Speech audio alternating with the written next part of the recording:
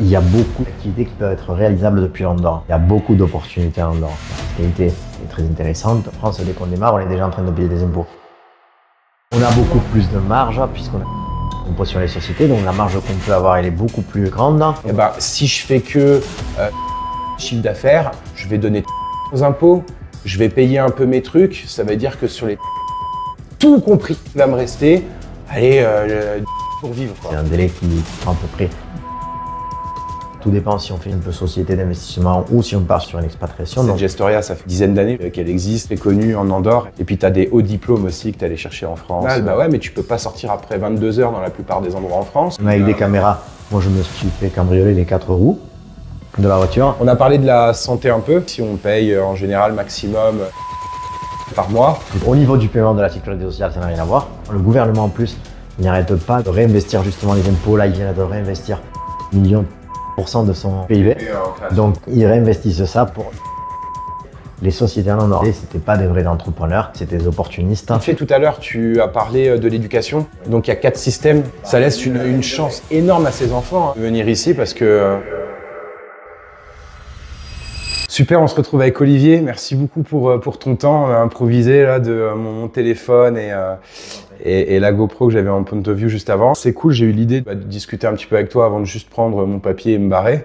J'ai pas trop le temps, mais on va le prendre. Je sais que toi non plus d'ailleurs. C'est super sympa de discuter un petit peu et de parler un petit peu d'Andorre et de tes activités ici. Tout ce que fait ta Gestoria. Déjà des questions un petit peu bêtes, mais tu as combien de clients à ton actif ici sur la Gestoria? Sur combien d'années? Combien de personnes tu emploies? Parce que c'est aussi un indicateur fort d'une entreprise qui fonctionne bien. Alors actuellement, donc, nous sommes actifs depuis 2010. Moi, ça fait que 5 ans que je suis ici à la Gestoria. D'accord, ça fait donc une soixantaine de clients qu'on fait par an. Il y a toujours un taux d'érosion, donc clients qui finissent par ne pas fonctionner, bien évidemment, mais ça fait un gros volume à jour d'aujourd'hui à gérer. C'est pour ça que nous sommes actuellement donc 10 personnes au bureau. La partie donc qui travaille, donc qui a le plus volume, c'est la partie comptabilité. Actuellement, donc à jour d'aujourd'hui, nous sommes en pleine croissance. Nous venons d'embaucher le 4e comptable. Et après, donc, nous proposons également, nous avons une partie qui s'occupe de toute la partie du bureau, donc pour la partie administrative et fiscale, ainsi que pour la partie juridique, dans la création de sociétés et accompagnement à l'expatriation des personnes physiques à Andorre. En plus de ça, on s'occupe également de tout ce qui est l'accompagnement à l'ouverture des comptes bancaires et au bon fonctionnement et la relation avec les banques, ainsi que tout l'accompagnement pour la recherche, que ce soit pour l'investissement immobilier ou la recherche de location immobilière pour les personnes qui vont s'expatrier ou tout simplement la recherche d'un bureau pour l'installation de ses employés. Donc tu fais tout en fait, hein. Si on veut que ça soit créé, on va voir ça un petit peu après, mais si on veut créer, que ça soit en passif, en actif, s'expatrier, créer une société, ou faire de la plaque d'immatriculation de véhicules, ou trader dans ces démarches immobilières ici, que ce soit pour acheter, ou alors y vivre, parce que c'est pas facile. C'est pour ça en fait, t'as les 2 services dont tu parles. C'est vrai que c'est bien de préciser aux gens, mais ici c'est pas facile. Il y a beaucoup de gens qui viennent. C'est pas facile de trouver directement un logement à son goût, pas forcément dans des sommes incroyables. Et aussi, la relation avec la banque, c'est un petit pays. Donc, pas mentir aux gens, c'est jamais trop facile dans un petit pays, les relations bancaires. Mais chez toi, en fait, tu aides, tu guides et on peut tout faire, quoi. Faut le dire aux gens quand même, ici, c'est lent pour créer. Après, est-ce que c'est un mauvais point? Ça peut, après la majorité des gens qui créent ici, c'est pas pour lancer leur boîte et ils viennent de nulle part. Ils ont déjà une activité, ils font déjà du cash. Enfin, dis-moi si je me trompe, mais en général... On a eu tellement de cas. L'autre jour, on en discutait avec la personne qui s'occupe du marketing. Il nous demande toujours, pour faire un petit peu de prospection, quel est notre client type. On n'a pas de client type. On a des jeunes entrepreneurs comme toi. On a des gens qui s'expatrient donc parce qu'ils ont pris déjà la retraite. Il y en a qui tout simplement ils souhaitent venir ici créer une société d'investissement sans aucune relation commerciale. Il y en a qui vont établir des sociétés qui vont avoir une fonction de holding. On a eu tellement dans les activités, on a des gens qui sont dans les nouvelles technologies, dans les cryptos. On a des gens qui font de l'achat-vente de véhicules. Il y en a qui travaillent dans les courtages d'assurance. Nous avons des chirurgiens dans une telle grande quantité de clients qu'on n'a pas vraiment un profil qui soit dédié ou exclusif pour l'Andorre. L'Andorre, elle est ouverte à tout le monde. Bien évidemment, on ne va pas faire à l'Andorre une usine à voiture. Il n'y a pas la place. Mais il y a beaucoup d'activités qui peuvent être réalisables depuis l'Andorre, qui peuvent s'envisager. En fait, l'Andorre, c'est un petit pays. C'est un pays qui est super pour tester des nouvelles opportunités, qui ensuite peuvent se délocaliser à l'étranger pour croître. Mais c'est un beau pays pour essayer de nouveaux produits. Puisqu'on a une population réduite, la fiscalité est très intéressante, surtout au démarrage. En France, dès qu'on démarre, on est déjà en train de payer des impôts. Ouais. Ici, certes, le démarrage, donc c'est coûteux, il faut créer une société. Mais... Et puis ils savent pourquoi tu viennes aussi. Donc il y a des petits frais cachés, mais moins qu'à Dubaï. 5, 10, 15, 4 frais cachés en fait. Alors qu'ici on est à quoi? À 1000, 1005. Le problème qu'on peut trouver à Dubaï, qu'on se rend compte aujourd'hui, c'est qu'il y a eu beaucoup d'arnaques, surtout au niveau bancaire. Les gens qui sont en train de revenir de Dubaï, ils ont beaucoup de problèmes pour rapatrier l'argent qui a été fait à Dubaï. C'est un pays restreint. Hein. D'ailleurs, même que ça soit pour ici ou la France, ou c'est un pays restreint. Et si tu as des activités vraiment très ancrées dans le digital, en tant qu'infopreneur ou influenceur ou ce genre de choses, quand tu vas à Dubaï, tu es dans la liste noire française. Moi, j'aimerais pas aller dans un pays si c'est pour pas être le bienvenu dans mon pays d'origine derrière, quoi. Ça me ferait un peu chier. Il faut savoir que l'Andorre, c'est un pays qui est indépendant, d'accord? C'est un des pays les plus anciens au monde, avec son indépendance depuis les années 1200 et quelques. Il y a deux coprinces. Un coprince, c'est l'évêque de la Seu d'Urgell, en Espagne. Le deuxième coprince, c'est le président de la République, toujours, depuis les années 1200. Donc, cela veut dire que l'Andorre, elle est indépendante, nonobstant toutes les lois sont toujours signées par un des deux, donc il n'y a pas de désaccord. Mais c'est l'Andorre qui choisit de faire ses propres lois. Elle n'est pas sous la surveillance ou sous le management de la République française ou de l'évêque espagnol. Ou de l'Europe surtout. Ou de l'Europe. Qu'on essaie de fuir en venant là, hein, parce que concrètement, les gens qui viennent ici, c'est pas qu'une histoire de taxes en fait, c'est bien plus profond que ça. Il y a un aspect de santé, d'éducation, de sécurité, de plein de choses. Si c'était que pour les taxes, ils fuient l'Europe en fait. Il y a plein de pas pays. Vraiment de la France, l'Espagne, mais ils fuient surtout l'Europe. Enfin moi, je sais que je suis venu parce que je voulais pas juste venir ici, mais aussi partir de France. Bon, dans plein d'autres vidéos, j'ai expliqué pourquoi. La France, l'Espagne. À 80%, ça existe plus trop, c'est l'Europe, quoi. Et je voulais vraiment fuir l'Europe. Tu retrouves beaucoup de gens qui viennent ici et qui sont contents et qui, pour un bon pourcentage, partent de là où ils sont parce qu'ils veulent fuir l'Europe, la France ou l'Espagne. Justement, donc, si c'était juste pour la fiscalité, il y a bien d'autres pays qui sont très intéressants. On va pas parler de Dubaï, puisque Dubaï, c'est au cul du monde. Mais il y a des pays qui sont très intéressants au niveau fiscal, en Europe, voire peut-être pas si intéressants que l'Andorre, mais le problème pour la plupart des Français, les Français, ils adorent la France. Le problème, c'est qu'ils n'adorent plus la France actuelle. Ouais. La situation actuelle, c'est plus la France qu'on a connue. C'est celle d'il y a 30-40 ans qui était encore L'Andorre, c'est un pays, au niveau fiscal, c'est cohérent, c'est acceptable. Ça nous permet de continuer de croître, de développer nos activités économiques. Mais en plus, c'est proche de la France. Donc, pour des gens qui vont s'expatrier, pour des gens qui vont créer du commerce, donc l'Andorre, elle est à proximité de tout. Même s'il n'y a pas d'aéroport physiquement ici, les gens ils vont pas s'expatrier à l'autre bout du monde, à 1000 km des grands-parents. Panama ou Singapour, enfin faut aimer l'Asie, il faut aimer l'Amérique latine. On a toujours il reste plus grande chose en Europe et aux alentours. Il y avait une mode de l'Estonie il y a quelques années. Bon les gens y reviennent maintenant, c'est à nouveau. Alors qu'Andorre on peut dire ce qu'on veut.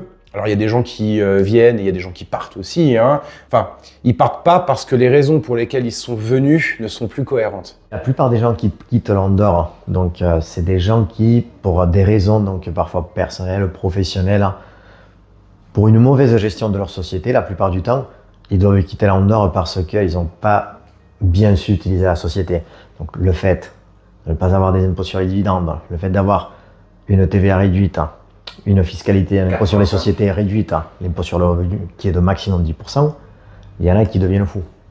Donc on en a vu qui commencent à dépenser et ça part en... Donc il faut faire gaffe également avec ça. Il y a toujours des impôts à payer, ils sont réduits, mais il y a toujours des charges.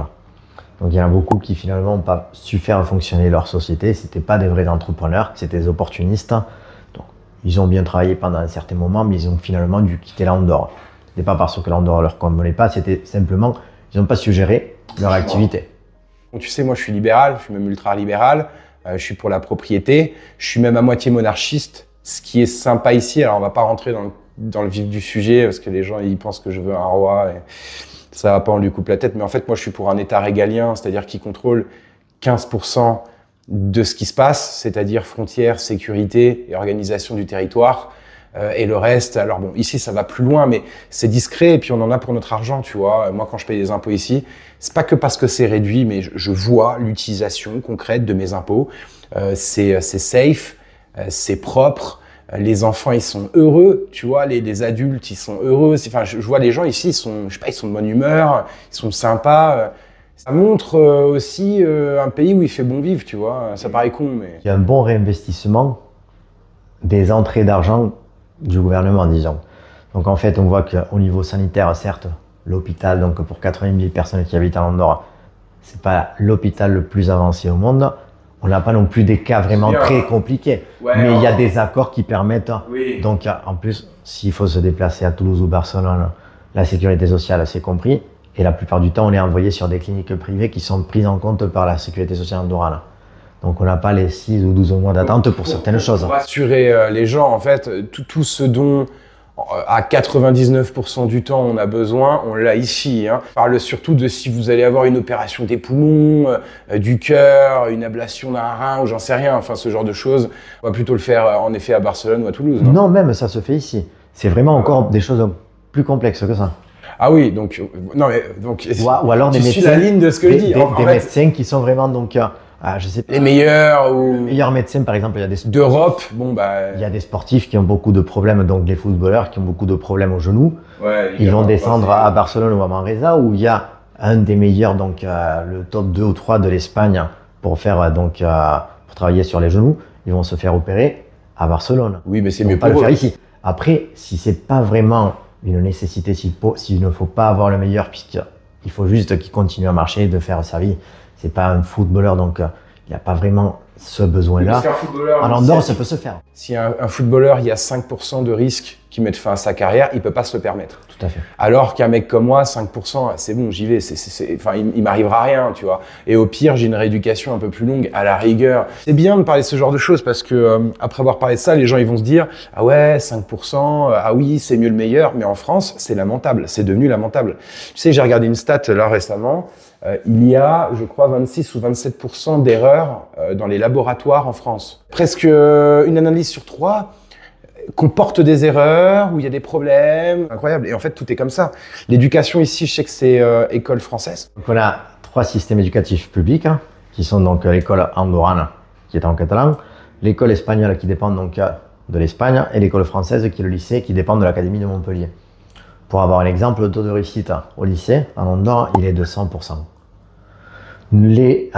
Tout ce qui est prof au lycée, c'est des profs qui sont à l'étranger. Donc c'est pas le prof qui vient de sortir de la fac, mais c'est donc sous concours et c'est toujours les meilleurs. Donc on a un niveau, on pourrait dire, ils ont toujours dit, et je pense que c'est vrai, j'ai eu des cas qui sont partis faire des prépas, ils ont vu le niveau. En Andorre, on a des profs comme si on était dans un lycée privé, donc d'une qualité extrêmement élevée, alors que c'est un lycée public. Donc tu peux imaginer. Mais c'est bien de parler de ça parce que c'est l'école française, ça a tous ses avantages, mais on prend beaucoup moins les inconvénients parce que si tu regardes PISA, PISA pour ceux qui veulent aller voir, c'est le classement en Europe de l'éducation à tout âge et on regarde en l'école, au collège ou au lycée, la France est dans les pires d'Europe maintenant. Il y a une grande propagande sur plein de sujets. Tu le disais tout à l'heure, les Français adorent la France. Hein. Mais quand tu vas demander à un Français pourquoi il aime la France, parce qu'à chaque fois que je critique un peu, tu vois, mais avec des faits, des stats et des choses réelles, je reçois des insultes. Hein. Les gens, ils sont dans une propagande un peu, mais je les comprends, tu vois. Mais à chaque fois, on me dit « Oh, c'est quand même pas si mal ». Et on me dit à moi de pas grossir le trait, alors que en fait moi je suis dans la vérité, les faits, et eux ils minimisent à mort, tu vois. Oh c'est quand même pas si mal, bah ouais mais tu peux pas sortir après 22 heures dans la plupart des endroits en France. J'ai fait les études à Toulouse, je connais. Ouais, en plus Toulouse c'est une grande ville quand même, hein. C'est une des plus grandes villes, je crois que c'est la 3e maintenant plus grande ville ou la 4e plus grande ville de France. C'est assez gros, mais ça craint un peu maintenant Toulouse. Moi ça fait longtemps j'y voulais repasser, j'ai bien aimé Toulouse quand j'y étais. Mais j'y vais plus, donc pour certaines raisons personnelles, j'aime pas rentrer sur Toulouse. C'est fou, mais parce qu'en France, maintenant, mais même moi, tu vois. Je me sens pas sûr. Ouais, t'es pas serein. Ou en fait, dans ta tête, tu te dis, bon, à tout moment, je vais devoir avoir du sang-froid, ou quelqu'un va me manquer de respect, ou va me bousculer, ou il va forcément se passer quelque chose. Alors que, en Andorre, non. Après, c'est un petit pays, c'est plus facile de gérer un petit pays aussi, mais c'est vrai que faut être assez. Mais aller à Toulouse avec une plaque andorrane, déjà, faut te garer dans un parking privé. Ouais. Même avec ça, donc même avec des caméras. Moi, je me suis fait cambrioler les 4 roues de la voiture, donc et sur un parking privé payant avec des caméras. Mais c'est bien que je t'ai aujourd'hui pour confirmer que c'est pas que toi, c'est tous les gens qui viennent ici. Ils veulent souffler et juste ne pas se poser de questions. En fait, on a déjà le taf, c'est dur. On a peut-être la vie familiale pour certains, les enfants, tout ça. On n'a pas envie de se demander si sa fille de 15 ans, il y a un risque, si elle rentre de chez un pote à 23 heures.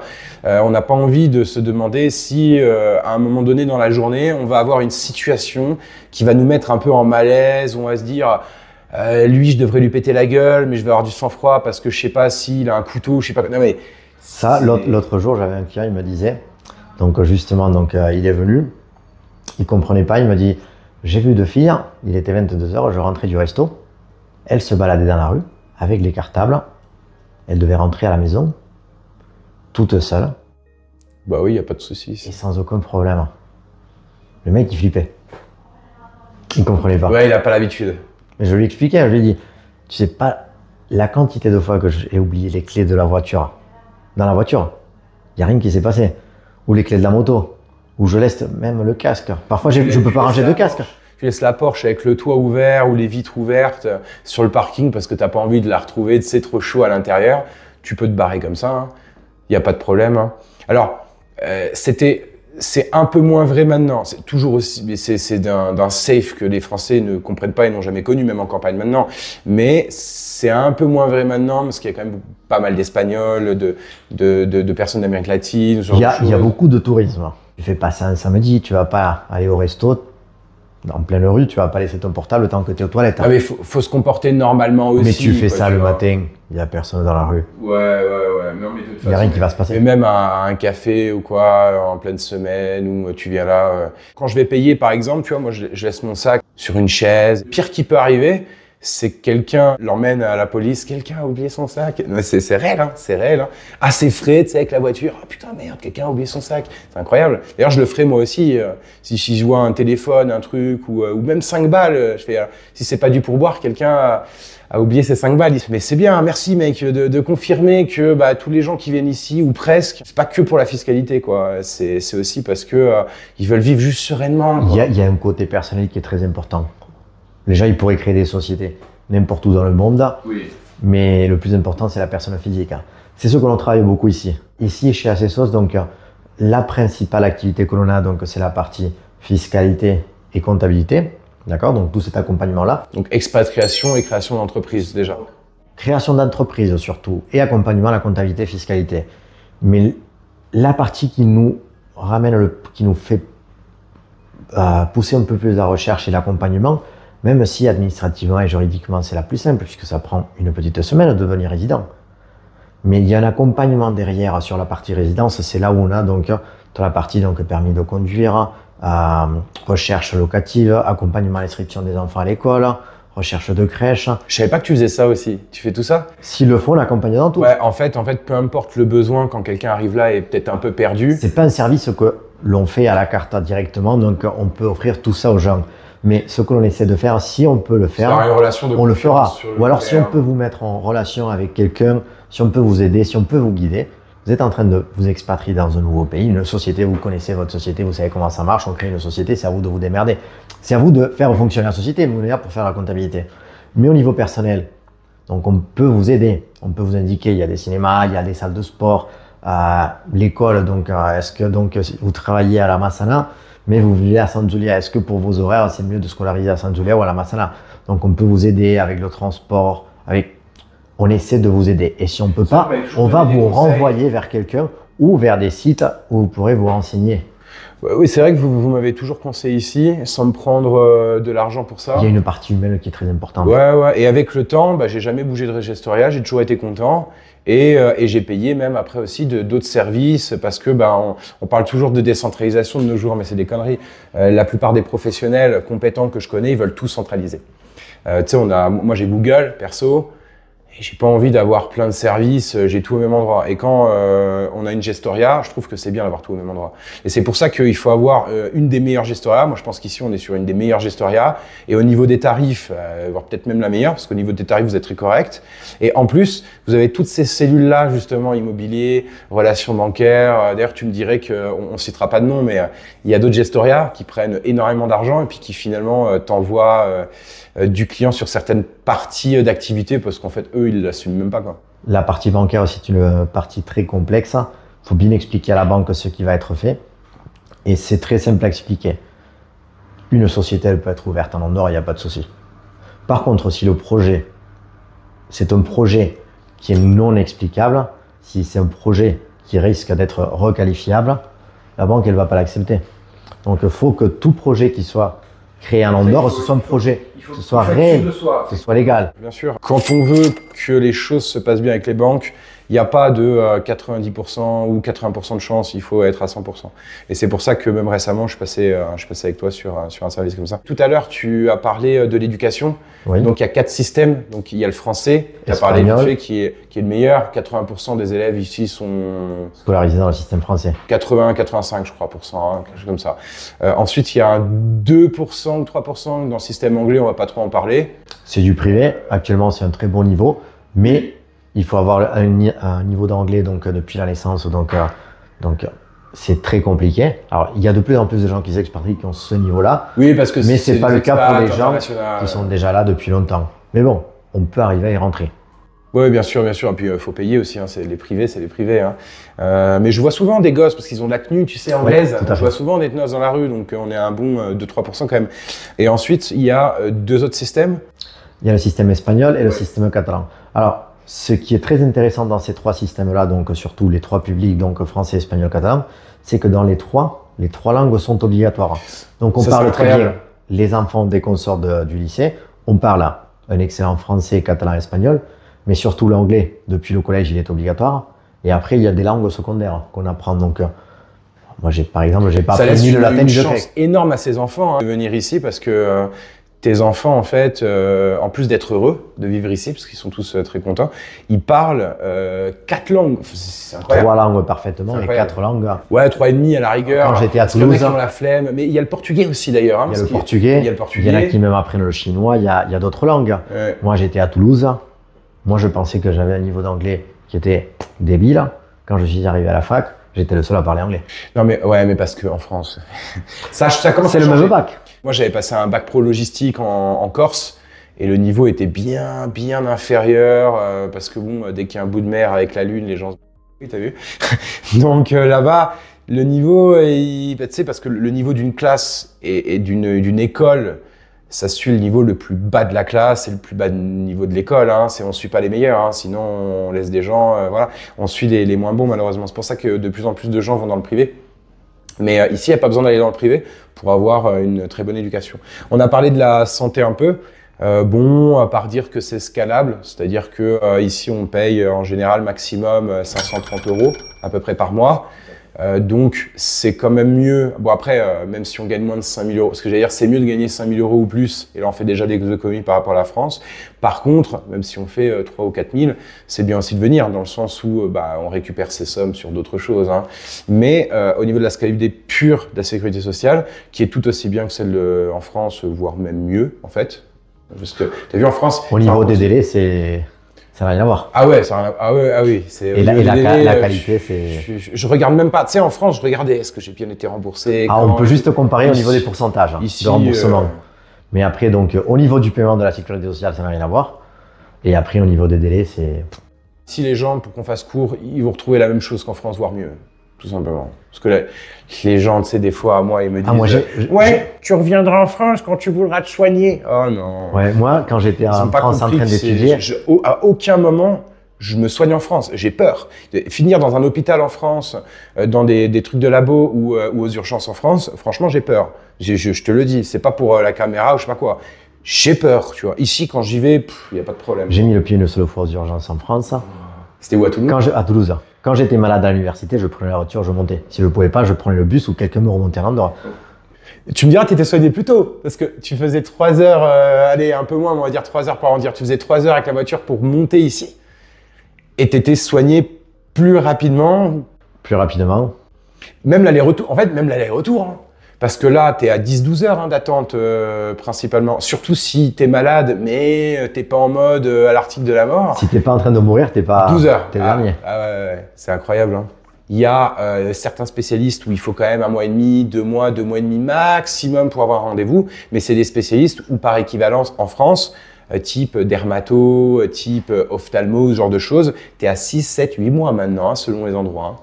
Mais après, tu as des cliniques privées qui sont conventionnées. Moi, par exemple, au niveau dermatologique, c'est d'un jour à l'autre, on peut avoir le rendez-vous. Il faut payer en plus ou avoir... Il n'y a pas une grosse différence.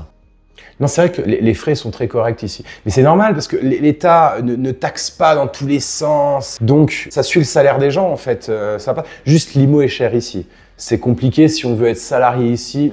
L'immobilier, il a augmenté. Ça a augmenté de partout. Mais en Andorre, c'est vrai qu'on a senti une augmentation beaucoup plus élevée. Là, il y a des lois qui sont en train de se mettre en place justement donc d'ici à la fin de l'année, qui vont normalement restabiliser un petit peu d'ici à la fin de l'année 2024. Donc ça devrait restabiliser la situation immobilière. On a parlé sécurité, on a parlé santé, on a parlé éducation. Est-ce que tu vois d'autres points? Bon, les transports, on a une carte ici, on ne paye pas les transports. Transport gratuit pour tous les résidents? Oui, bien sûr. Ça coûte juste, je crois, 3 € pour la créer. Bon. On va revenir un peu plus sur tes services et explications. C'est dommage, aujourd'hui, il ne fait pas beau temps, mais on peut confirmer qu'il y a 300 jours de soleil par an. Je l'ai dit aujourd'hui, je l'ai dit juste avant de venir. J'étais dans la pluie comme ça, tu vois. Et ça manque des trucs spécialisés. Un mec qui vient là, dans une des rues principales, il ouvre un truc de chouquette, par exemple, bah, il tabasse. Je veux dire, il fait du chiffre. Hein. Ça n'existe pas. Exactement. Que des trucs simples comme ça. Tu as un produit, une offre claire. Et je pense que c'est des trucs qui fonctionnent ici. Par contre, il ne faut pas multiplier ce qu'il y a déjà parce qu'à nouveau, c'est un petit pays. C'est pas forcément très intéressant. Faut voir un petit peu qu'est-ce qui manque. Et il y a beaucoup d'opportunités en Andorre. Mais beaucoup de gens viennent ici, ils veulent bosser de chez eux, tranquille. Tu sais, beaucoup de gens dans le digital ou des gens qui veulent se lancer de manière sereine, tu vois, en se disant, eh ben, si je fais que 3 000 € de chiffre d'affaires, ce qui est vraiment rien, hein, je vais donner 300 aux impôts, je vais payer un peu mes trucs, ça veut dire que sur les 3000, tout compris, il va me rester, allez, 2000 pour vivre, quoi. En abusant, hein, vraiment en abusant, et je mets des frais, des trucs, la sécu, le machin, mais quand tu as tout payé, même en gagnant que 3000 ou en ayant que 3000 de CA, tu as 2000 pour vivre, ce qui est correct pour vivre ici, tu peux que augmenter après. Hein. C'est déjà un bon indicateur donc, de commencer à réfléchir à la principauté d'Andorre. Mais... En dessous de 3000, non, je pense pas. Non, pas du tout. En dessous de 3 Après, ça, c'est dans le cas où, par exemple, on travaille dans la prestation de services digital, puisqu'on a une grosse marge. Dans le cas où on vend des produits, on fait par exemple des commerces en ligne ou autre, la marge, ça commence à se réduire, donc il faudrait prévoir un petit chiffre d'affaires qui soit supérieur. Mais alors, on a beaucoup parlé de youtubeurs en Andorre, beaucoup d'influenceurs. Ça a été une mode qui est déjà passée. Mais c'est vrai qu'on a beaucoup de gens en Andorre qui travaillent dans le secteur digital, qui viennent s'installer en Andorre. Donc justement, je le disais tout à l'heure. Tu peux facturer dans le monde entier ici. Hein. D'ailleurs, il n'y a même pas de société andorrane et de TVA. Tout à fait. Donc à l'international, c'est concurrentiel, tu vois, parce que ça, on n'en parle pas assez souvent. On a souvent. beaucoup plus de marge puisqu'on a 10% d'impôt sur les sociétés. Donc la marge qu'on peut avoir, elle est beaucoup plus grande. On peut avoir des meilleurs prix que la concurrence aussi. On a une qualité, on a Internet qui arrive à 99% des endroits en Andorre. D'accord, avec la 5G et la fibre optique à 1 giga. Oui, c'est parfait Internet ici. C'est 99% du territoire, on ne peut pas le dire dans n'importe quel autre pays. Tout ce qui est le domaine digital, on a une qualité de vie, une transparence, un calme. On peut développer un gros réseau. Il y a beaucoup de gens, le gouvernement en plus, il n'arrête pas de réinvestir justement les impôts. Là, ils viennent de réinvestir à peu près 30 millions pour l'Andorre. 30 millions, c'est à peu près un 20% de son PIB en création. Ils réinvestissent ça pour digitaliser les sociétés en Andorre. Et tu sais pas, ça a parti vite fait. les sociétés, elles sont en train de profiter de tout ça. Donc, le gouvernement, il aide les sociétés. Donc, on paye de l'IS, mais après, derrière, on a beaucoup d'aides depuis le gouvernement. Après, il y a un petit peu d'aide sociale, mais il faut savoir qu'en Andorre, il n'y a pas de chômage. Non, parce que si tu fais pas long feu ici. Si tu as besoin d'aide, le pays sera là. Tout à fait. Quand même. Par contre, si tu n'auras rien du tout. Il y a la porte qui est grande ouverte. Et c'est prouvé vite quand tu es. C'est juste que en France, c'est un gros système, c'est un gros truc, c'est un gros pâté. Et en fait, si tu coupes pour certains, tu vas couper pour d'autres qui méritent pas d'être coupés. Tu vois ce que je veux dire? Donc, il y a ces tentaculaires administratifs, c'est n'importe quoi. Et sur ces 20 dernières années, on a fait une grosse erreur en France, c'est de ne pas avoir une simplification administrative. Maintenant, on est presque mort. Ici, c'est pas le cas. Ça veut dire qu'ici, c'était juste un gauchias, on te repère très vite. Hein. Enfin, il y a pas de toute façon, il y a pas vraiment de gauchistes ici, non? Même les Andorrans eux-mêmes, hein. Il y a pas vraiment de... Il y en a, faut accepter toutes les pensées, je pense. Mais je parle plus des gauchias que des gauchistes, en fait, tu vois. Je parle juste des gens qui passent leur vie à consommer, ne veulent que consommer, et n'apporter aucune valeur sur le marché. À aucun moment on veut produire, ou tu veux finir sur quelque chose que tu n'as peut-être pas parlé, ou sur un étendu de service. Et si vous venez ici, peu importe pourquoi, on pourra se rencontrer aussi avec plaisir. Je rencontre de nouveaux entrepreneurs, des gens qui ont la volonté, veulent s'en sortir. Toi, globalement, tous les gens qui viennent ici, c'est des gens qui veulent faire des choses, ont la volonté, ont une motivation. En l'ordre général, hein, en tout cas, c'est des gens avec qui on a plus ou moins envie de traîner. Il y a toujours des cas spéciaux. Oui, bien sûr. On a vu des gens qui sont un petit peu ailleurs, qui croient qu'ils vont pouvoir tout faire en Andorre, qui vont démarrer de zéro, ils vont exploser. Et finalement, leur idée, c'est ils vont rien faire, ils peuvent pas le faire. Mais la plupart des gens, c'est des gens qui ont déjà donc démarré ou étudié le marché, qui ont les choses de bien carrées, qui sont de vrais entrepreneurs. Ça où ils vont, ouais. Et qui, donc, peut-être parfois, il faut attendre un petit peu. Donc, puisque l'Andorre, c'est pas donné non plus, c'est pas gratuit. Donc, il y a des frais de création de société, il y a des frais pour s'expatrier. Donc, il faut prévoir l'immobilier, etc. Donc, c'est pas j'arrive ici, j'arrive à l'hôtel 2 jours, j'ai une société, je suis résident. C'est pas ça. Donc, c'est un délai qui prend à peu près de 3 à 6 mois. Tout dépend si on fait une simple société d'investissement ou si on part sur une expatriation. Donc, à étudier selon chaque client, c'est une situation différente. C'est les délais parmi les plus longs au monde. On va pas se mentir. Par contre, une fois que tu es là, mais tu es tranquille, quoi. Il n'y a pas des gens qui viennent te faire le gouvernement, qui te dit c'est quoi si. Une fois que tu es là, tu es là. Et c'est une sécurité parce que du coup, on sait que le pays n'accepte pas n'importe qui. Et c'est lent aussi parce que y a aussi beaucoup de gens qui viennent venir ici. C'est en vogue, hein. Ils ont passé un truc sur M6, là, t'as vu Andorre en vogue? Ouais. On a bien vu. Et ils vous ont pas massacré pour une fois, parce qu'en général, il y a une grosse jalousie dès qu'il y a des articles. C'est Andorre en vogue, c'est un peu ça, tu vois. Ouais, ils auraient pu massacrer parce qu'il y a eu de grosses conneries qui ont été dites, donc ils avaient le droit. Mais de toute façon, tu sais, les journalistes de nos jours, et c'est quand tu connais un domaine que tu t'en rends compte quand ils en parlent, c'est que le taf, il est pas vraiment fait, quoi. Mais écoute, je te remercie. Un mot de la fin, quelque chose que tu veux nous partager, qui te tient à cœur, que ce soit par rapport au pays ou par rapport à Mieux Fiscal? Je vous invite à tous à visiter le pays. Donc l'Andorre, c'est pas qu'une fiscalité, c'est un beau pays. On a de belles montagnes. Si vous aimez le ski, c'est magnifique. Espérons avoir la neige cette année. Oui. Mais je vous invite à venir passer quelques jours à l'Andorre, bien évidemment. Si jamais vous avez des projets, on peut en discuter. On peut voir si le projet est réalisable, si c'est réalisable dans quelques années. Donc on pourra en discuter à l'occasion. Si tout simplement vous voulez passer, donc dire le bonjour, vous pouvez savoir, comme Kevin, le bureau il est toujours ouvert à tout le monde. Il y en a qui viennent passer qui passent pour dire le bonjour, il y en a qui passent pour boire le café ou pour poser des questions. On est là pour tout le monde. On est une société de service, donc on sera ravis de vous recevoir. Merci beaucoup. Et je recommande avec grand plaisir Mieux Fiscal. Étant client ici depuis de nombreuses années maintenant, j'ai toujours été satisfait. Donc, merci beaucoup pour ton temps, Olivier. On a vu que tu étais un gars sympa et tout. Et moi, j'ai pas peur de la jeunesse, entre guillemets. J'aime bien parce que tu es assez jeune, tu vois. Bien mettre en avant, cette Gestoria, ça fait dizaine d'années, je crois, qu'elle existe. Très connue, 12-13 ans, ouais, très connue en Andorre. Et toi, tu as repris après de nombreuses années à te former. Et puis, tu as des hauts diplômes aussi que tu es allé chercher en France, voilà, pour assurer un peu, parce qu'il y a toujours des gens, tu sais, qui nous regardent, qui ont plus de 50, 60 ans, et ils ont ce cliché de la jeunesse. Mais moi, je suis content d'avoir fait ça avec toi. que tu es numéro 2, tu passeras numéro 1 dans pas longtemps, on l'espère. Et voilà, encore merci pour ton temps et merci à vous d'avoir regardé ce bout-là.